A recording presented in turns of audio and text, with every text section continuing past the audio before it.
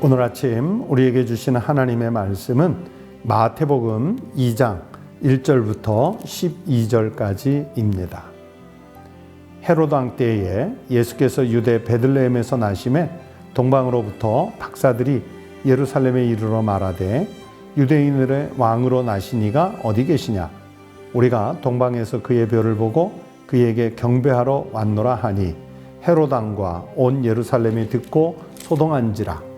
왕이 모든 대제사장과 백성의 서기관들을 모아 그리스도가 어디서 나겠느냐 물으니 이르되 유대 베들레헴이오니 이는 선지자로 이렇게 기록된 바 또 유대 땅 베들레헴아 너는 유대 고을 중에서 가장 작지 아니하도다. 내게서 한 다스리는 자가 나와서 내 백성 이스라엘의 목자가 되리라 하였음이니이다. 이에 헤롯이 가만히 박사들을 불러 별이 나타난 때를 자세히 묻고 베들레헴으로 보내며 이르되 가서 아기에 대하여 자세히 알아보고 찾거든 내게 고하여 나도 가서 그에게 경배하게 하라. 박사들이 왕의 말을 듣고 갈새 동방에서 보던 그 별이 문득 앞서 인도하여 가다가 아기 있는 곳 위에 머물러 서 있는지라. 그들이 별을 보고 매우 크게 기뻐하더라. 집에 들어가 아기와 그의 어머니 마리아가 함께 있는 것을 보고 엎드려 아기께 경배하고 보배합을 열어 황금과 유향과 모략을 예물로 드리니라. 그들은 꿈에 헤롯에게로 돌아가지 말라 지시하심을 받아 다른 길로 고국에 돌아가니라. 오늘 아침 우리에게 주신 하나님의 말씀입니다. 성도 여러분, 대림절 닷새째 12월 4일 목요일 아침을 맞았습니다. 오늘 예수 그리스도께서 탄생하신 후에 이제 동방 박사들이 아기 예수님을 찾아와 경배하고 그들이 준비한 보배합들을 예수님께 이제 경배하며 드리는 그런 내용의 성경 말씀을 읽었습니다.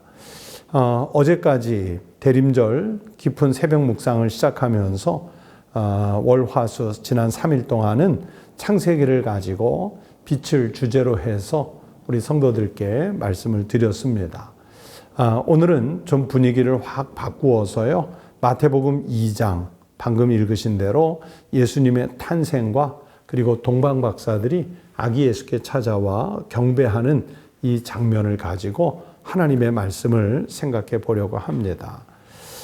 여러분, 이 동방이라는 말은 성경 속에서는 거의 페르시아, 또 구약 성경에서는 보통은 바사 이렇게 번역이 되어 있는데 이것은 중화권에서 바사해서 바사이고 우리가 익히 아는 용어로는 페르시아를 말합니다.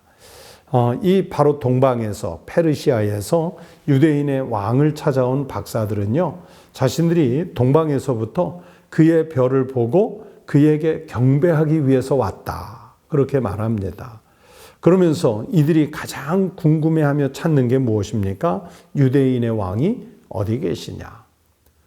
아마 이 사람들은 멀리 동방에서부터 왔기 때문에 단지 유대인의 왕을 찾는 것뿐만이 아니라 별의 형태를 보니까 이것은 그냥 단순히 한 나라, 한 시대의 왕이 아니라 인류의 역사를 관통할 인류의 왕, 모든 인류의 왕을 찾아 나선 길이었습니다. 그래서 이 왕이 어디 계시냐 하며 수소문하고 다니는데, 그런데 이 소식이 온 예루살렘과 헤롯 왕궁을 발칵 뒤집어 놓았습니다. 왜 그렇습니까? 헤롯은요, 먼저 정통 유대인이 아니에요. 이 헤롯이라는 인물은 유대인과 에돔 사람의 혼혈, 이들을 이두메족이라고 하는데 바로 이두메족 출신입니다. 로마와 친분 관계에 의해서 임명을 받은 권력을 잡은 그런 사람이었기 때문에 사실은 유대인의 왕 또는 성경의 내용 그리고 이스라엘의 그 역사 등에 별로 이렇게 관심이 있지는 않았던 사람이라고 볼 수 있겠죠. 그렇기 때문에 헤롯은 유대인의 왕이 어디서 왔느냐 하는 그 수소문에 발칵 뒤집어지는 그런 감정이었을 거예요. 그래서 성경에 보면 대제사장과 서기관들을 급히 불러 모아서 그리스도가 어디서 나겠느냐 이렇게 묻지요. 그러자 대제사장과 서기관들은 성경 예언의 말씀을 잘 알고 있기 때문에 미가서 5장 2절의 말씀을 근거해서 베들레헴 에브라다야 너는 유다 족속 중에 작을지라도 이스라엘을 다스릴 자가 내게서 내게로 나올 것이라. 그의 근본은 상고의 영원에 있느니라 하는 그 예언의 말씀을 떠올리고 유대 땅 베들레헴에 왕이 나오실 것입니다. 그런 답변을, 그런 정보를 헤롯에게 알려주었겠지요. 즉 왕이 태어날 후보지는 다른 곳이 아니라 유대 땅 베들레헴이었습니다. 그리고 동방박사들은 하나님의 별을 보고 그 별빛을 따라서 그 지시를 받는 대로 예루살렘으로 이제 찾아왔고요. 그래서 하나님께서 그들을 아기 예수가 있는 베들레헴까지 인도하셨지요. 여러분, 이 땅에 하나님의 그 아들이 오실 것을 알리는 그 거룩한 밤은 이렇게 시작이 됐습니다. 이렇게 우리의 이 삶에도 하나님의 거룩한 빛이 이제 비춰오기 시작하는 저녁이었습니다. 20세기의 위대한 설교자라고 불리는 영국 장로교회에 마틴 로이드 존스라는 목사님이 계세요. 이 마틴 로이드 존스 목사님이 자신의 설교에서 이런 말씀을 하신 적이 있습니다. 그들은 밤중에 들에서 양떼를 지키고 있었습니다. 이전에 수백 번, 수천 번 했던 일입니다. 그랬기에 그날도 그들은 아무것도 기대하지 않았습니다. 그런데 갑자기 이 찬양, 이 선언이 울려 퍼졌고 그들은 마음이 사로잡혀 올려다 보았습니다. 성탄절은 이렇게 찾아옵니다. 그렇게 이야기를 했어요. 여러분, 이 마틴 로이드 존스 목사님의 말씀이 맞습니다. 성탄이 어떻게 이 땅에 오게 되었는지 그 목사님의 설교처럼 이 놀라운 일은요, 우리가 뒤로 물러서서 귀만 기울이고 있던 그 밤에 전적으로 하나님께서 하신 일이라고 말씀합니다. 그 밤에 우리는 마음이 하나님의 음성에 사로잡혔고 성탄의 밤은 그렇게 이 땅에 오게 되었습니다. 여러분, 로이드 존스 목사님의 말씀대로요, 목동들은요 예전과 똑같았잖아요.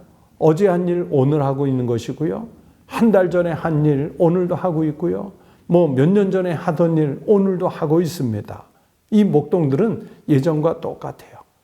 그리고 메시아가, 그리스도가, 예수가 이 땅에 오시는 일을 위해서 그들은 아무것도 하지 않았어요.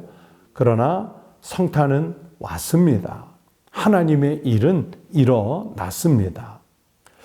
우리도 그런 생각이 들어요. 우리 인생, 우리 삶에서 한 번쯤은 내가 아무것도 하지 않았지만 내 삶의 큰 기쁨이, 내 삶의 하나님의 큰 도우심이 하늘로부터 무슨 벼락같이 내게 임했으면 좋겠다. 우리 가끔 이런 생각을 할 때가 있잖아요. 여러분, 사람들이 복권을 왜 삽니까? 내가 할 수 없는 일을 정말 어느 운에 의해서 일확천금을, 정말 돈벼락을 한순간에 확 맞아보고 싶은 그런 사람들이 복권 사는 것 아니겠습니까? 또 어느 기업에, 혹은 주식에, 혹은 그림에, 혹은 부동산에 이런 거 투자하는 사람들이 왜 그렇게 열심히 할까요?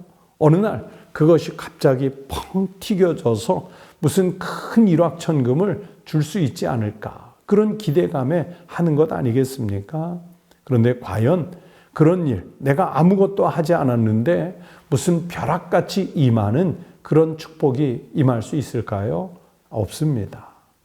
그런 것은 없습니다. 그런 것들을 우리는 허황된 꿈이라고 말하겠지요. 여러분, 우리는요 아무것도 하지 않았지만 내 삶의 큰 기쁨이, 내 삶의 큰 도우심이 하늘로부터 정작 임하는 그 절정은 무엇이냐면요, 다른 것이 아니라 생명입니다. 우리가 아무것도 하지 않아도요, 그 예수 그리스도를 통해 생명이 정말 우리에게 밀물처럼 밀려 들어오는 것이 바로 성탄입니다. 힘이 들어서 아무것도 할 수 없고 그래서 음성으로 기도조차 나오지 않아서 하나님이 도와주셨으면 좋겠다. 하나님이 좀 이렇게 해주셨으면 좋겠다. 그런 마음이 들고 있을 때 정말 큰 빛이 우리를 쓸고 들어오는 그게 무엇이냐면 바로 이 땅에 강림하시는 예수 그리스도의 성육신, 즉 성탄이라고 말씀드릴 수 있습니다. 여러분, 성탄의 밤이 바로 그때입니다. 동방의 박사들을 인도한 것도 그래서 하나님이셨고, 우리 인생에 길을 내시는 분도 하나님이시고, 우리가 죽을 자리에서 생명 있는 하나님의 자녀로 옮겨지는 것도 우리의 힘이 아니라 하나님이 하신 일입니다. 즉 생명이 들어와야 일어날 수 있는 일을 그렇게 우리에게 실증으로 보여주시는 사건이 성탄입니다. 그래서 우리는 이 대림절에 성탄을 기다리고 있습니다. 우리 주님 예수 그리스도의 재림을 기다리고 있습니다. 동방의 박사들이 그 그리스도를 만나기 위해서, 왕을 만나기 위해서 그분의 별을 따라 이동을 해 먼 거리를 이동해 왔던 것처럼 우리가 하나님 나라에 들어갈 때까지 우리의 별이신, 우리의 빛이신, 우리의 길이신 예수 그리스도, 그분을 만나시기 바랍니다. 그리고 그분을 따라 나서십시오. 그러면 아버지의 나라에 어느덧 도달하는 우리를 자신을 발견할 수 있게 될 줄로 믿습니다. 그 믿음을 가지고 주님의 별을 따라, 그 별을 따라 왔던 동방박사들처럼 우리의 인생이 주님을 보고 주님을 따라가는 거룩한 인생이 되시기를, 그리고 성탄을 기다리는 대림절이 되시기를 주의 이름으로 축원합니다. 기도하겠습니다. 하나님 아버지, 동방의 박사들에게 하늘의 큰 별을 보여주셔서 그 별을 보고 그 별을 따라왔을 때 아기 예수를 만나 그에게 보배합을 열어 황금과 유향과 모략을 드려 경배할 수 있게 되었던 것처럼 우리도 갈 길을 몰라 방황하는 인생 가운데 주님이 예수 그리스도를 우리에게 비추심으로 인해 그분을 보고 그분을 따라갔을 때 오직 아버지의 나라가 예비되어 우리를 기다리고 있는 줄로 믿습니다. 하나님, 세상 속에서 일확천금을 누리는 세상의 욕망에 우리의 마음 빼앗기지 말고 우리가 지켜야 할 것 중에 마음을 잘 지켜 믿음의 도리를 굳건하게 지키고 살아가는 거룩한 하나님의 인생들이 되게 하여 주시옵소서. 목동들은 아무것도 하지 않았으나 정말 놀랍게도 생명이 저들을 휘감아 밀려왔던 것처럼 우리가 아무것도 할 수 없으나 오직 하나님의 역사와 하나님의 권능과 하나님의 은혜로 우리에게 친히 찾아오시는 생명, 그리고 우리의 영원이신 예수 그리스도를 만나 영접할 수 있는 이런 복된 인생이 꼭 되게 하여 주시옵소서. 대림절 기간 동안 우리가 주님을 보고 주님을 따르는 신앙을 다시 다지는 절기가 되게 하여 주시옵소서. 감사드리며 예수 그리스도의 이름으로 기도하옵나이다. 아멘. 네, 오늘 12월 4일 아침 같이 기도하실 제목 몇 가지 나누겠습니다. 첫 번째는 내가 아무것도 할 수 없을 때 오직 주님만이 나의 모든 힘이 되어 주시라고 기도하십시오. 또 우리 주변에 어려운 이웃, 소외된 사회적 약자들이 많이 있지 않습니까? 정말 이루 헤아릴 수 없는 난감한 형편에 빠져 있는 인류가 있습니다. 저들에게 주님께서 함께 하셔서 저들을 위로해 주시도록 우리가 힘써 중보 기도해 주시기 바랍니다. 세 번째는 복음의 전파가 막힌 나라들이 이슬람권에, 공산권에 또는 다양한 그 우상 숭배하는 종교 국가들 간에 있습니다. 그런 나라, 그런 사회, 그런 시대에 바로 우리에게 빛으로 찾아오시는 예수 그리스도, 이 성탄의 소식이 저들에게도 복음으로 들릴 수 있도록 또 선교의 장이 확장될 수 있도록 위해서 기도해 주십시오. 그리고 여러분의 기도 제목 주님께 기도하십시오. 다 함께 기도하시겠습니다.